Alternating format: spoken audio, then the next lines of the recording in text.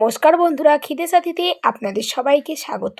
কাঁচা তেঁতুল পোস্ত কি কখনো খেয়েছেন কি? না খেলে ঝটপট বানিয়ে নিন। দেখুন, কাঁচা তেঁতুলটা নিয়েছি, এবার মধ্যিখান থেকে ছোট ছোট করে টুকরো করে নিয়েছি। এবার ভালোভাবে ধুয়ে নিয়েছি। আর হাফ তিল হাফ পোস্ত, আপনাদের তেঁতুলের পরিমাণ অনুযায়ী দুটো নেবেন। তারপর কড়ায় তেল দিয়ে একেবারে ধুয়ে রাখা তেঁতুলটা দিয়ে দিলাম। দিয়ে একটু ভাজা ভাজা করব।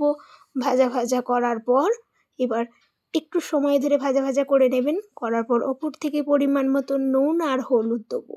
হলুদ দিয়ে আবারও ভাজা ভাজা করব। একটু একটু সময় ধরে ভাজবেন, তাহলেই দেখবেন তেঁতুলগুলো ভালো রকম সিদ্ধ হয়ে গেছে।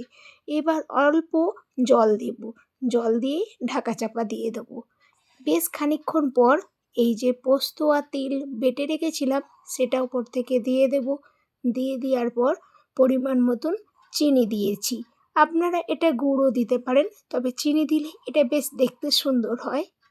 তো এবার চিনিটা একটু গলার অপেক্ষা করব। যখন দেখবেন তেঁতুল আর চিনি একদম সুন্দর হয়ে গেছে, তখন আমি নামিয়ে নিয়েছি। আপনারা গ্রেভিটা যেমন রাখতে চাইবেন তেমনই রাখতে পারেন। আমি এরকমই রেখেছি। এটা দুর্দান্ত লাগে, ভাতের শেষে জাস্ট অসাধারণ। একবার হলেও এই সিজনে কাঁচা তেঁতুলের পোস্ত বানিয়ে ফেলুন।